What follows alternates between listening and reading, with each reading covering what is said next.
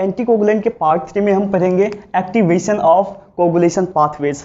तो आपको पता होगा कि जब कभी भी हमारे बॉडी में अगर कोई टिश्यू या कोई वेसल इंज्योर हो तो वहाँ पर दो पाथवेज जो है एक्टिवेट होता है जो कि क्लॉटिंग के लिए रिस्पॉन्सिबल है।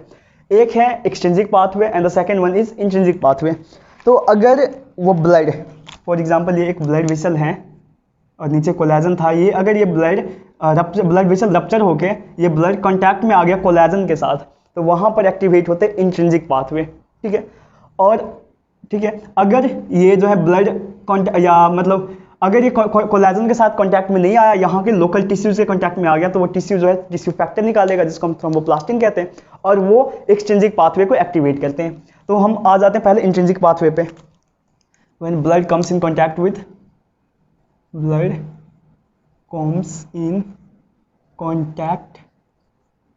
विद कोलेजन, तो ये फंडा चलता है वहाँ पर कि ये जैसे ही कांटेक्ट में आएगा कोलेजन के साथ, ये एक्टिवेट कर देगा फैक्टर 12 को।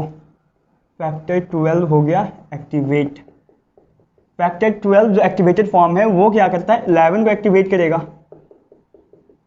और एक्टिवेटेड 11 क्या करता है, ये 9 को एक्टिवेट करेगा, और एक्टिवेटेड 9 क्या करता है, फैक्टर 10 को एक्टिवेट करेगा। ठीक है, जो कि कॉमन पाथवे है इंट्रिंसिक एंड एक्सट्रिंसिक पाथवे का। ठीक है, मैं यहाँ पर इस साइड में एक्सट्रिंसिक पाथवे भी बना देता हूँ। अब देखें ना, अगर blood comes in contact with tissue, या टिश्यू जो है क्या निकालेगा, टिश्यू फैक्टर निकालेगा। टिश्यू फैक्टर की रिलीज हुई जिसको हम थ्रोम्बोप्लास्टिन कहते हैं, थ्रोम्बोप्लास्टिन निकला। अब ये थ्रोम्बोप्लास्टिन क्या करते हैं कि ये फैक्टर 7 को एक्टिवेट करते हैं। 7 को एक्टिवेट किया, एक्टिवेटेड 7 क्या करते हैं, फैक्टर 10 को एक्टिवेट करेगा, जो कि अब अगेन कॉमन है।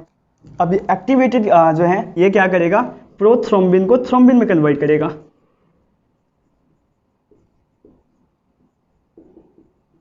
प्रोथ्रोम्बिन जो कि फैक्टर सेकंड है या फैक्टर 2 है, उसको 2A में कन्वर्ट किया। ठीक है, अब ये थ्रोम्बिन क्या करता है, फाइब्रिनोजेन जो कि फैक्टर 1 है, कन्वर्ट करता है फाइब्रिन में। ठीक है, जो कि 1A है। अब ये फाइब्रिन एक्ट्स लाइक रोप, जो कि क्या करता है, जो एग्रीगेटेड प्लेटलेट्स हैं उनको रस्सी के मतलब एज अ रोप जो है ये उस सबको बाइंड करके इकट्ठा करने की कोशिश करता है। तो ये फाइनली क्या बनाता है, प्लेटलेट फाइब्रिन क्लॉट बनाता है। ठीक है, तो बेसिकली इस तरीके से जो है ये एक्टिवेशन ऑफ कोगुलेशन पाथवेज के थ्रू प्लेटलेट फाइब्रिन क्लॉट बनता है। अब इसके साथ ही हम पढ़ लेते हैं कुछ पैरेंटरल एंटीकोगुलेंट्स के बारे में। पैरेंटरल एंटीकोगुलेंट्स वर्ड से क्लियर है कि ऐसा एंटीकोगुलेंट जो कि हम पैरेंटरल रूट के थ्रू देते हैं। ठीक है, ओके, मैं इरेज करता हूं इसको। पैरेंटरल एंटीकोगुलेंट्स,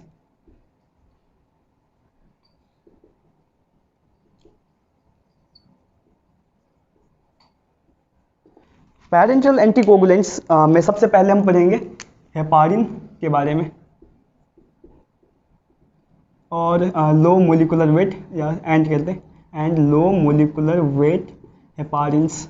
ठीक है, और नॉर्मली देखें हमारे ब्लड में, नॉर्मल ब्लड वेसल में क्या होते हैं कि क्लॉटिंग नहीं हो रही होती है। इसका एक मैकेनिज्म ये भी है कि हमारे ब्लड में जो है एंटी थ्रोम्बिन होता है प्रेजेंट, जो कि क्या करते हैं, एक्टिवेटेड फैक्टर 2 जो कि थ्रोम्बिन है और फैक्टर 10 के साथ मिल जाता है।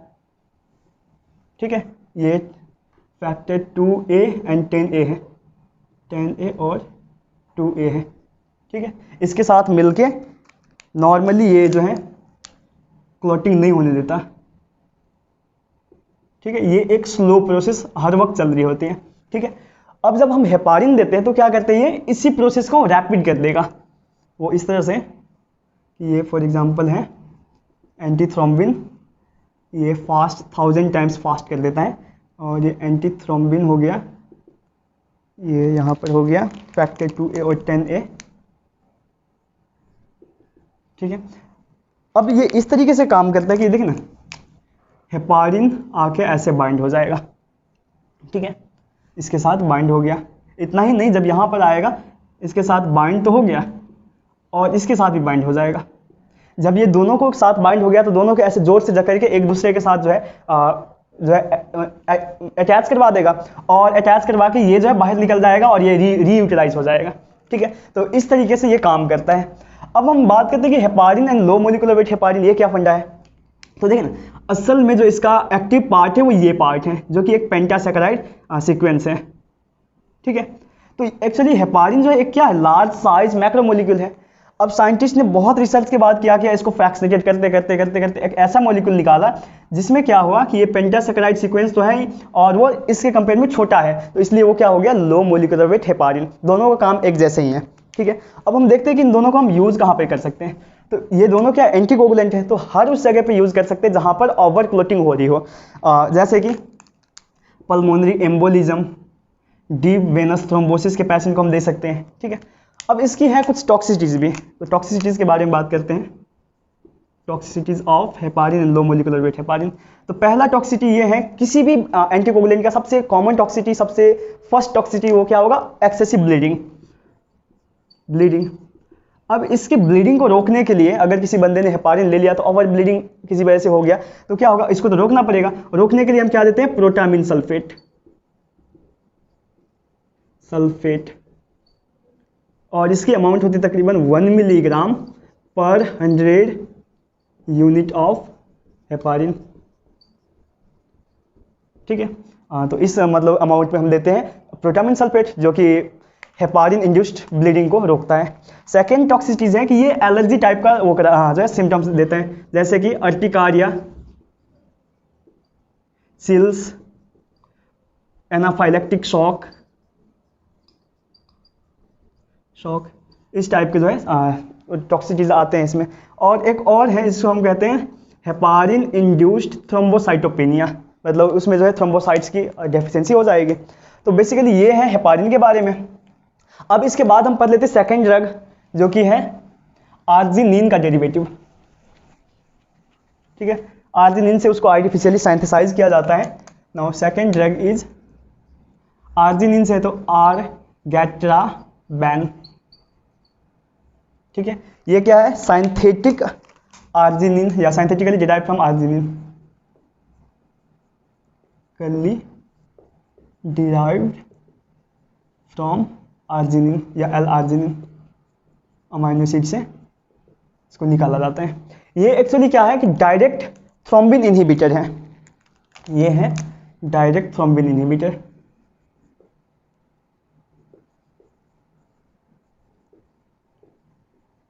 अब देखें ना, थ्रोम्बिन जो कि फैक्टर 2A था, ये क्या करा रहा था, फाइब्रिनोजेन को कन्वर्ट करा रहा है एक रोप जैसा फाइब्रिन में। अब जब रोप नहीं बनेगा तो प्लेटलेट एग्रीगेशन को साथ रखने वाला कोई नहीं बचेगा या नहीं बनेगा, तो क्या होगा कि प्लेटलेट एग्रीगेट नहीं होगा, तो इसलिए ये क्या हो गया, एंटीकोगुलेंट हो गया। इसके बाद जो थर्ड कैटेगरी ऑफ ड्रग है वो है एक्चुअली हीरोडिन का एनालॉग्स, जिसमें आ जाते हैं विवालिरुडिन, रुडिन एंड देसिरुडिन। ये दोनों के दोनों ड्रग है वो हीरोडिन के एनालॉग हैं, analogues of hirudin.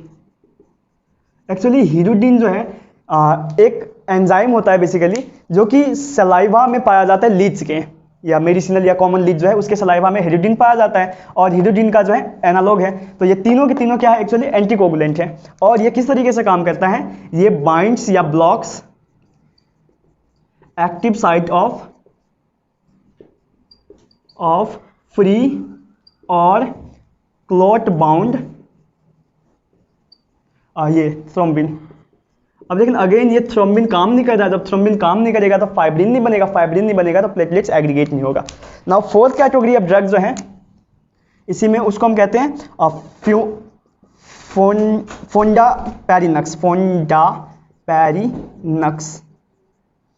फोंडापेरिनक्स।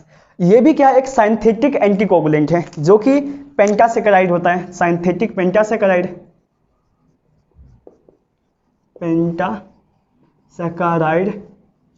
That blocks या सेलेक्टिवली एक्टिवेट करता है, ये ब्लॉक नहीं करता है, selectively binds and activates antithrombin 3। अब देखिए ना, जब एंटीथ्रोम्बिन 3 ज़्यादा मतलब ओवर एक्टिवेट हो जाएगा तो क्या होगा कि ये एंटीकोगुलेंट वाला प्रोसेस रैपिड हो जाएगा, एंड न्यूट्रलाइजेज फैक्टर एक्टिवेटेड 10। ठीक है, अब जब एक्टिवेटेड फैक्टर 10 जो है ये न्यूट्रलाइज हो गया, जो कि कॉमन पाथवे था, कॉमन जो है फैक्टर था इंट्रिंसिक एंड एक्सट्रिंसिक पाथवे का, तो क्या होगा, अब दोनों ही तरीके से ये कोगुलेशन पाथवे रुक गया। अब जब कोगुलेशन पाथवे रुक गया तो ये एंटीकोगुलेंट जैसा काम करेगा। तो बेसिकली ये है all about the parental anticoagulants. ठीक है।